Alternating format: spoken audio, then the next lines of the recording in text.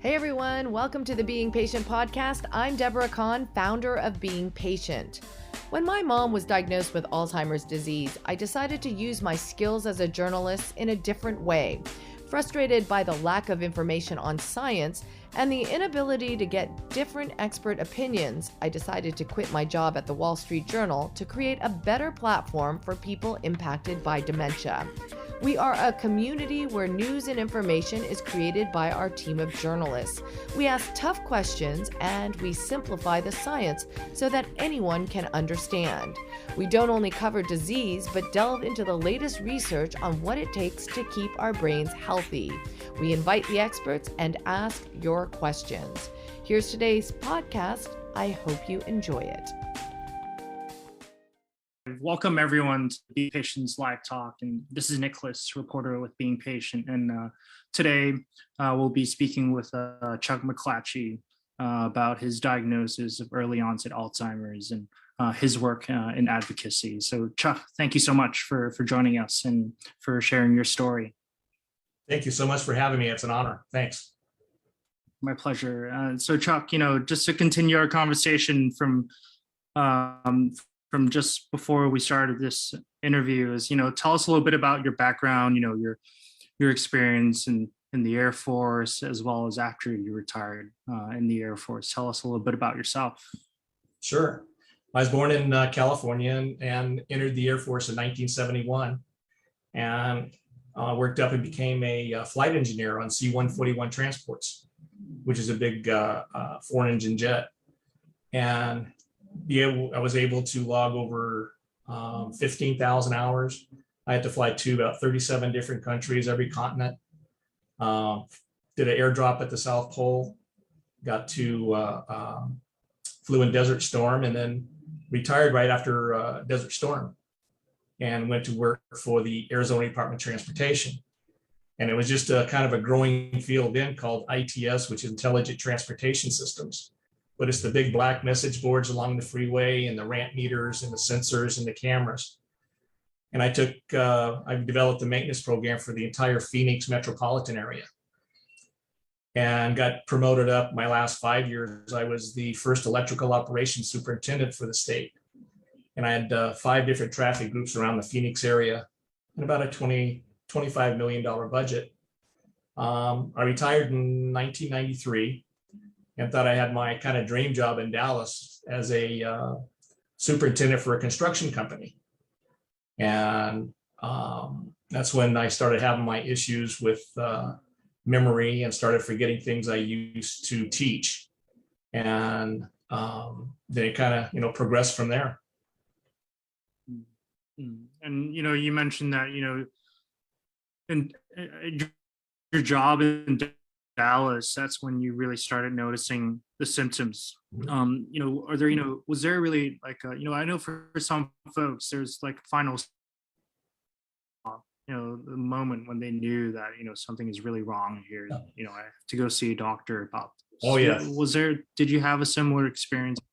Yeah. Oh yeah, we call them our aha moments. Yeah. And this one came, I was after I left the construction company, I went to work for Lowe's in the plumbing and electrical department. And I was still having memory issues and I was pretty frustrated. And so one night Bobby brought home a little red desk to put together, which should have taken probably about 30 minutes. Well, here I am an hour later with trying to put it together and it won't go together right. And so I got, pretty angry at myself, says, well, I'll just finish it tomorrow.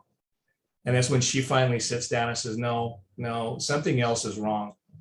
And started telling me the things that I was doing around the house. She would, leave and ask me to do a couple of things and I might get one done, but not the other. Or, in the process of doing something, I would go start doing something else. And she said, I really think that you need to go get checked. And Alzheimer's wasn't in my family, so that wasn't anything that I was even thinking of. So I went to my primary care doctor and, told him what was going on. And I was extremely fortunate. He sent me to a specialist in Fort Worth that specialized in dementia. And so I went through all of the, the neurocognitive testing MRIs and PET scans. And I still remember the day I walked into his office and he goes, your brain has shrunk. You have the fissures in your brain are twice the size of normal. And his exact words were, you need to go home and get your affairs in order because you have early onset Alzheimer's. And basically, I'll see you in 6 months. So that's kind of how I got my diagnosis. Yeah, Chuck, since we have a little bit of connection lag here, you mentioned, Bobby. Can you clear who's Bobby? Sorry. Well, Bobby's my wife. Yeah. We've been together now for about 13 years. So she's been here for all of it. And she's a former military wife. Her husband was in the Air Force for 22 years, but he passed away about 4 years before I met her. And so we've kind of been on this journey together, and we're very open and honest with each other, which really helps. And to make sure I understand correctly, for you, the final straw was, having issues doing things at home, right? And that was when Bobby, your wife, told you that, there's something wrong going on here. So Yes. You went to go see your primary care physician, who then referred you to a dementia care specialist in Fort Worth. Right. Yeah, it was kind of that aha moment that, it was nice because I didn't realize the things I was doing and the things I was forgetting to do. But when she sat me down and we had that nice long talk, it really kind of opened up exactly what was going on. So I think that communication between people is so important. And at around what age was it that, you started experiencing those symptoms, and when, that aha moment came? I was 61 when I was diagnosed. But, looking back, I was having issues probably 4 or 5 years prior to that I didn't realize what was going on. I used to love to play poker. Well, I ended up giving up poker because, I couldn't really remember all the cards and the plays on the table. And almost gave up golf because I would play a hole and then not remember what my score was. And so those were things, but I just kind of, you get to a point, you just say, well, I'm tired, I'm getting older, there's this, there's that. You always make those excuses for what's going on until you get to a point, where you have that aha moment. Right. And I mean, Chuck, you were in your, in your mid to late 50s when you were starting, in hindsight, starting to experience those symptoms. As you mentioned, you have no family history of the disease. So, I'm sure, those are some of the reasons why, Alzheimer's or dementia wouldn't come to mind, right? When you're, It would, because I there was so much I didn't know about it. I didn't know there were different strains of it. One is a genetic one that, it's down by family member. And the other one is just, you get it, out of just a little mutant gene or, whatever it is, you end up developing it. Right. And you were diagnosed at the age of 61. How did you and how did your wife feel about the diagnosis? I didn't take it very well at all. When you received it? I had a very, very difficult time. I saw my life passing before me, and I thought I was going to be in a nursing home in a year.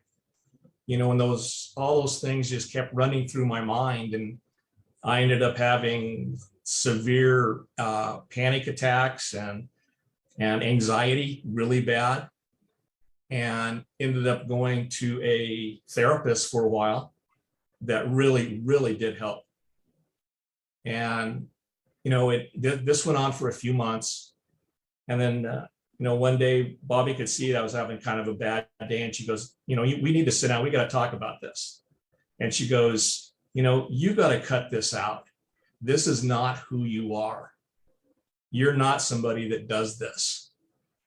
And she was right. I wasn't. But I think in those dark moments, you kind of forget who you are, and once we decided that that was not what we were going to do, that we were going to fight back and do as much as we can, then everything seemed to kind of fall in place. And, we found a support group, and it was amazing walking in that first time and seeing other people there that had been there for and had the disease for 5, 6, 7, 10 years. And for the first time since my diagnosis, it was like, oh, wow, maybe I'm not going to be in a nursing home, in 6 months. Maybe I can make it through this. And so that's kind of what we built it on.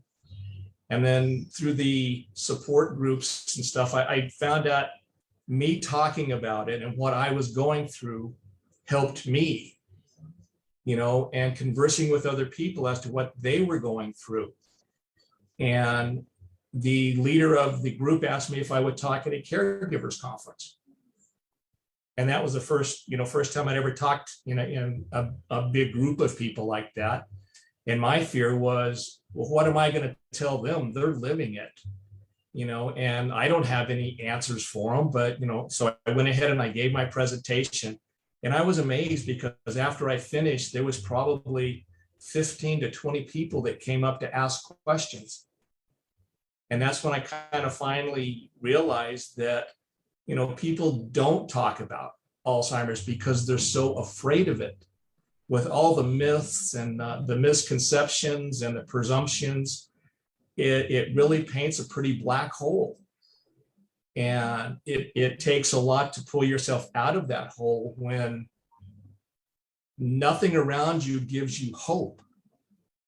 And so that's what brought me onto this advocacy to try to give people hope. Because when I looked it up on the internet, when I first got diagnosed, my life expectancy was supposed to be 3 to 5 years. Well, that was 8 years ago. And I think people need to understand that it's not an immediate death sentence, that you have a long life to live, and you can do things that you still enjoy doing. You may change them a little bit, but it still entitles you to have a life, to live, to love, to learn, and to, pass on to other people. And I've always said that dementia is a family disease because it's going to affect every single member of your family. And when your family can talk to you about what's going on, and you can sit there and talk with them with a smile on your face and says, well, this is what's happening. And that way, when they see something happening, they're not so afraid. Because watching somebody kind of slip and do this is, if you don't understand what's going on, can just create so much stress to where if, Bobby and if I do something wrong, then it's not me, it's the disease. And I had such a hard time with it, with the frustration of doing, things wrong and not doing this right or that right, that we actually named my disease. And if you can tell, the little guy right here, it's a little gorilla. That's Chucky. That's actually a representation of my disease. And it's a little doll that I've had with me for about 35 years. And he goes with me every time I travel or go talk. He goes with me because he is with me. But it's a point that you can take whatever is going wrong and put it on that we're not doing these things because we want to. We're not doing these things just to be mean. We're doing these things because our brain is making us do it. And I've talked to so many people that have a hard time with the frustration that, they can't really handle not being able to do what they used to do. So I tell them, well, you need to just concentrate on what you can do and pursue what you can do and not dwell on what you can't do.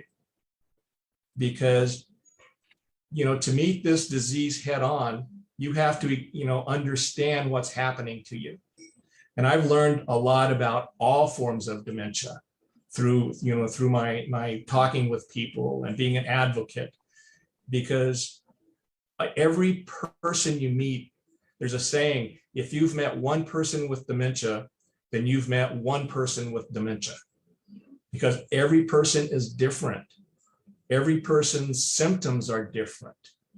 And there's something like 130 different types of dementia, and every one has different symptoms. Every one affects people differently. And I think that's why the medical profession has such a hard time, number one, diagnosing it, because they try to paint, everybody with one little brush, and that doesn't work when every person has completely different symptoms, because what works for one person will not work for another person. So, Chuck, you mentioned that, you kind of forget who you are when you're diagnosed with, with Alzheimer's. Can you tell me a little bit more about, what you mean by that in terms of sure. you kind of forget who you are? It's a process that, like with me, it was like I got hit right in the chest with a 4x4, and all of a sudden, everything that I had planned, everything that I was planning for was out the window. And I would not be able to take care of my family.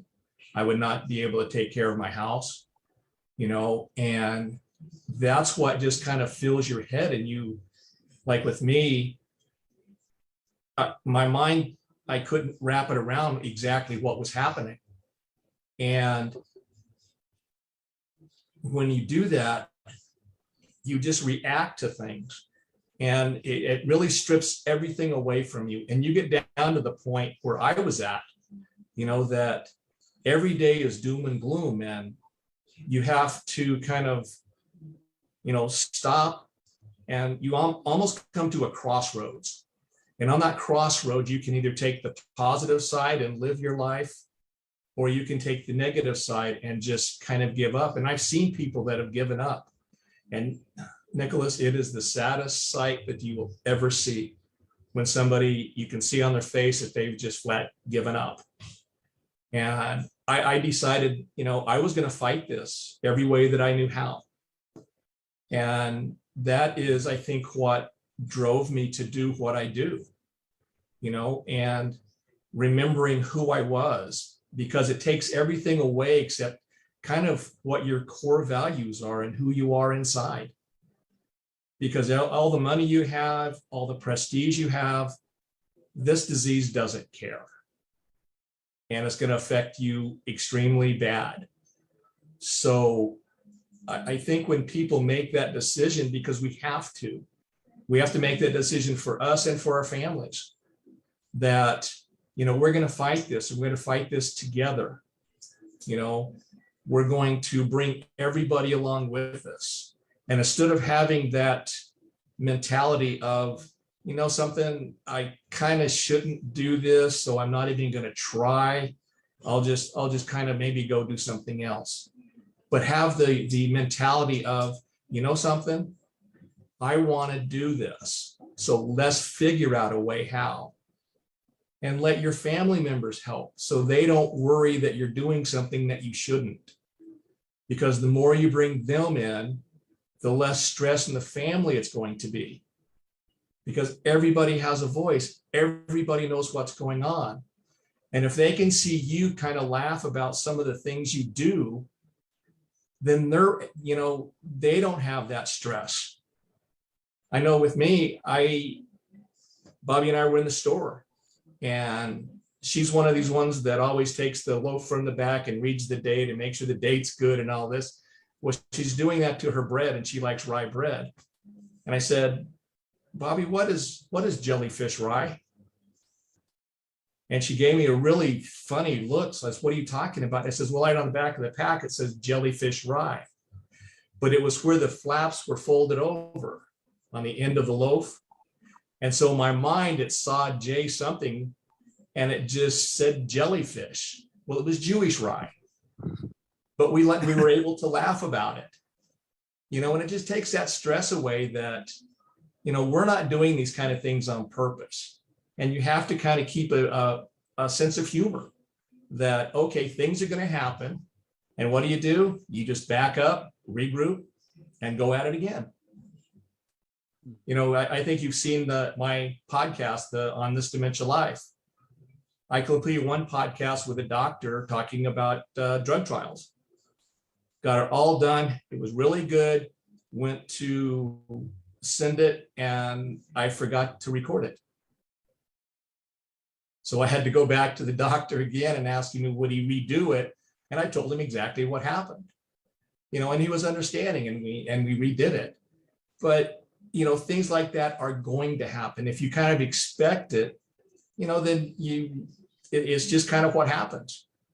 But what I think is one of the worst things to do is keep somebody from trying things.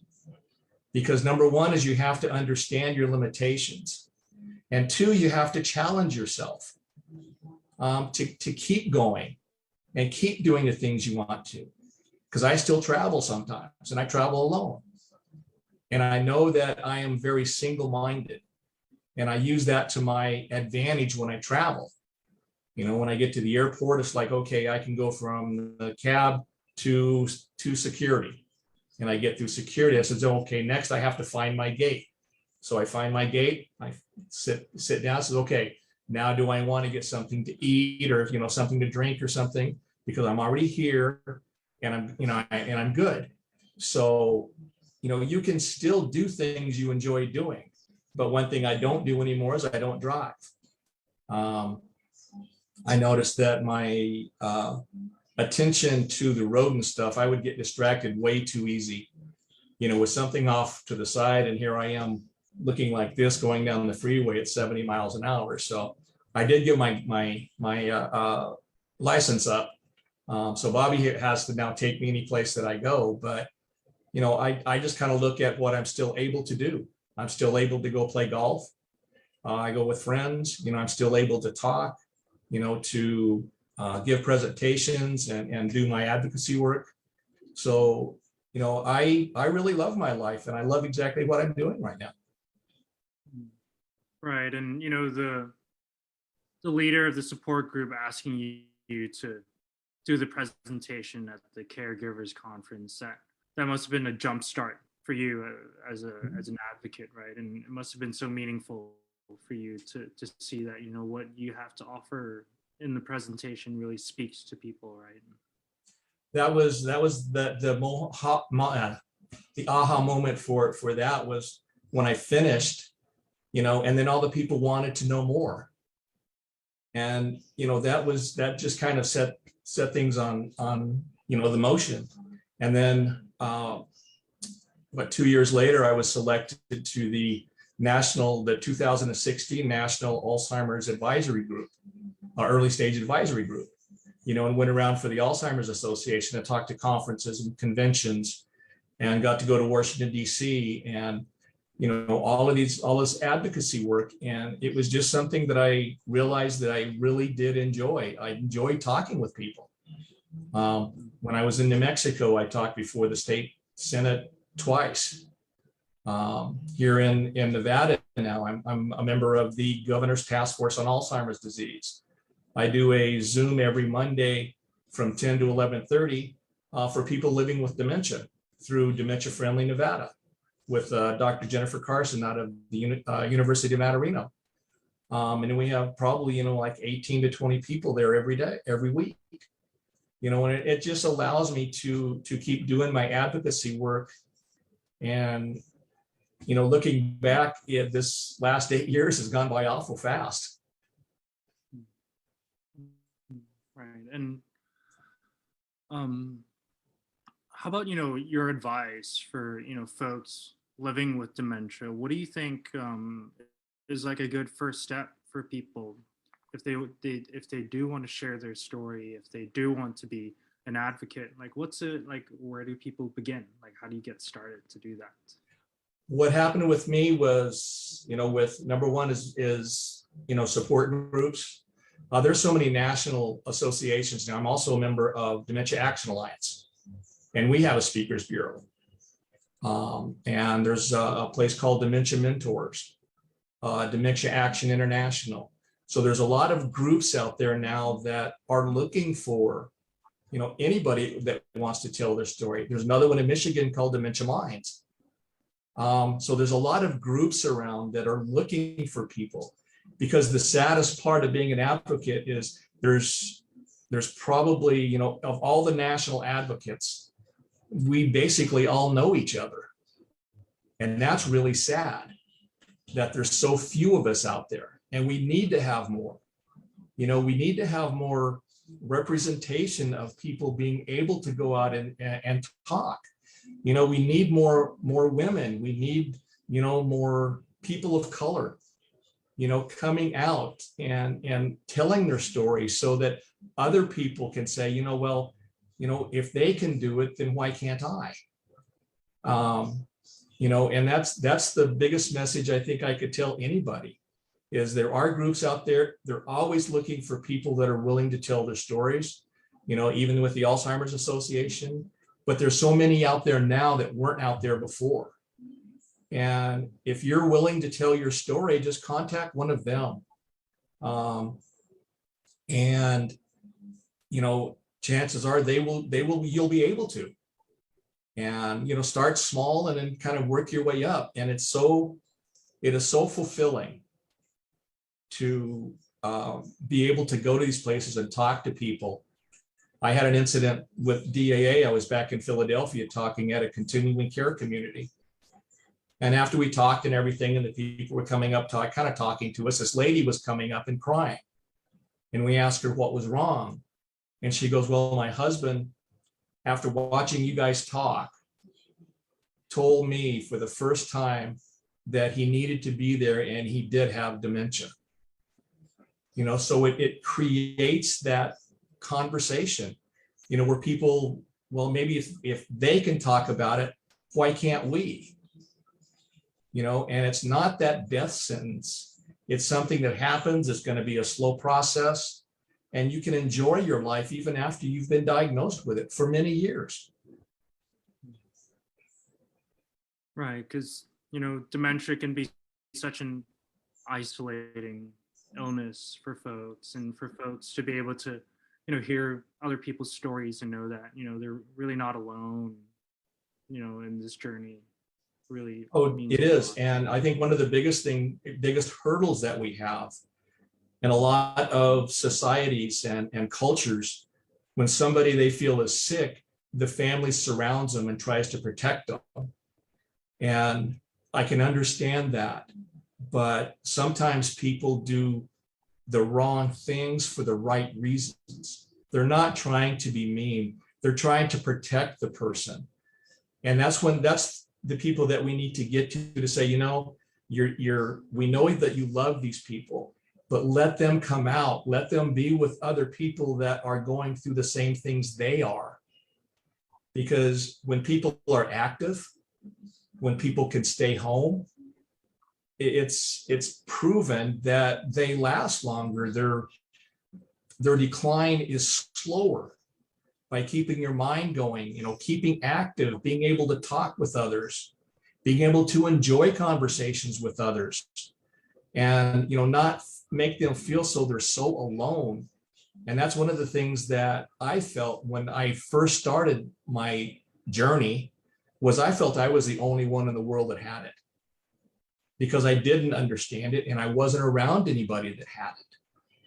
And it makes such a change when you can be around other people that have it and see what they're going through and how they, go through this and how they go through that. And, you can pick and choose, well, he does this good, so I'm going to, I might try it. And it gives people avenues to develop their own way through.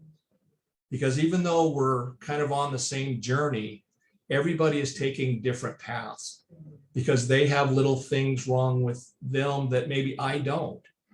So what works for me may not work for them, but what works for somebody else might work for them. And it allows people to, talk and openly say, well, when I have anxiety, this is what happens. This is what I do. And, this is what I take, to give people options so they can kind of develop their own paths. Right. And, Chuck spoke about the importance of, keeping the hope and having that faith and, continuing to pursue what you can still do and really focusing on those.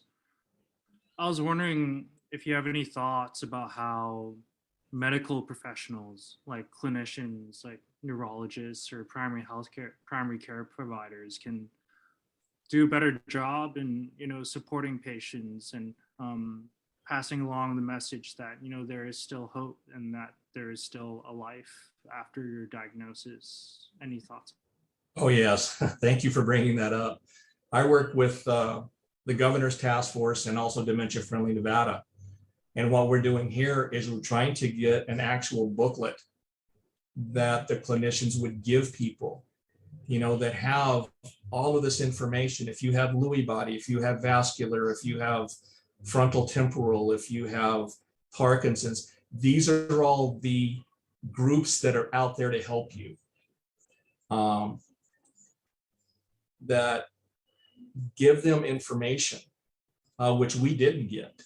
And also in there is a letter, and our group on Mondays called Dementia Conversations with Chuck and Jennifer, our group wrote a letter that's going to be in that packet. And it's kind of our first communications with somebody who just got diagnosed. And it's saying, you're not alone. There's a lot of us out here just like you are. When you're ready, please contact us or contact somebody, to have that conversation. And I think the more that we can give people information about living well with dementia, and that it's you can still live your life, you can still have hope. And by them seeing other people doing things, I think that just kind of extends their hope. Well, if those people can do it, why can't I? And I think there's a lot of groups around that are trying to get that medical profession to not be so, I guess, terminal with that diagnosis, that you have to be able to give people some hope. Yes, you have this, but, here are some groups that it'd be similar to if somebody was diagnosed with cancer. You have, you all of a sudden you start seeing all these specialists and clinicians and all these things to give you help, to get you through it. Well, with dementia, that kind of doesn't happen. You're just kind of left on your own. So I think they need to work on getting more help for people. And I think that by giving people hope, you're going to have people that would get diagnosed earlier. And if you're diagnosed earlier, you have a better chance of slowing down the process and be proactive with it instead of being reactive with it. Right. And that sounds like that's what you've been doing, along this path is, at first you were reactive to it, panic attacks, very anxious, and you're in a dark hole. But then over time, joining support groups and sharing, your experiences with family and the public, that's you being proactive about, you being proactive and you putting yourself out there, right? And that I'm sure has helped you a lot. Oh, it has. And kind of understand you're going to make some mistakes, but don't let it stop you. Keep doing the things you enjoy doing. Everybody's not made out to be an advocate, but be an advocate for yourself. Kind of understand what's going on and be able to go in and talk with the doctor and says, doctor, this is happening and this is happening. And make the doctor talk to you. We've had some people that have gone to doctor's appointments and the doctor starts talking to the person that's with them instead of to the person with the disease. And I think that sends really a bad message, that we can still be our own advocates, and we need to be. Because with some of these diseases, especially ones like Lewy body, there are certain drugs that they can't take. It'll trigger really, really bad symptoms. where I could take those and it's not going to have that effect. So you have to understand what you're going through and be your own self-advocate, and speak up for yourself. Because the more we do that, I think the more people will understand and have hope that, hey, I can still control what's going on. I can still control what I do. I can't control what the disease does, but I can control what I do. And by doing that, I'm still taking care of my family. I'm still providing as much as I possibly can. And it gives you that sense of accomplishment that is really, badly needed when you're going through something like this. What can I still accomplish? Well, you can accomplish a lot of things. All you have to do is keep going. Right. And yeah, so, when we say the word advocate, it doesn't only mean being, a public advocate, like, what you're doing right now, but it also extends to your daily life in terms of, being an advocate when you're with friends and family, or when you're at the doctor's to vouch for yourself. Yes, very much. And be open with talking with people about it. Because the more we start to remove these myths that are associated with it, the more I think people will be, accepting of getting a diagnosis. Where now, people are still so deathly afraid. There's a lot of people that won't even go to the doctor. And I've met a few, and it's kind of ignoring what's going on. I tell them that's one of the worst things that you can do, because now you're going to be reactive to whatever happens and not being proactive to understand what's going to happen and kind of prepare for everything, and kind of be able to talk to them that way. And some of them have, go ahead and went to the doctor and got a diagnosis because they felt that they did want to be proactive and not reactive to it. And Chuck, yeah, is there any last words or anything you'd like to add about, what it means to live well with dementia for you? I think if, whoever out there has, questions about dementia, is do research on it and understand what it is. And also understand that you're not alone. The person with the disease is not alone. The care partner is not alone. There are thousands of people out there going through the same thing you are.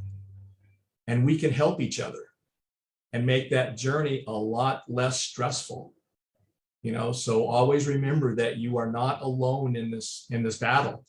You have a whole army behind you, and we can learn from each other and we can support each other. And as a group, we can fight this as much as we can. That we're in this as a community. Exactly. They're in the dementia family, and it encompasses everybody. We don't care who you are. If you have dementia, then you're part of our dementia family. Well, thank you so much, Chuck, for sharing your story and all your insights. And for our audience, if you miss any of this live talk, we'll have a recording uploaded to our YouTube channel, as well as a transcript on our website. And if you haven't signed up to our newsletter yet, don't forget to do so on our website. Thank you, Chuck, again, and thanks for the audience for joining us. Bye. Thank you. Well, I hope you enjoyed today's podcast. For more information on upcoming interviews, don't forget to sign up for our newsletter at beingpatient.com. That's beingpatient.com. And send us any feedback you may have, whether it's someone you want us to interview or any comment about our podcast series. You can do so by emailing info@beingpatient.com. Thanks for listening, everyone. I'm Deborah Kahn.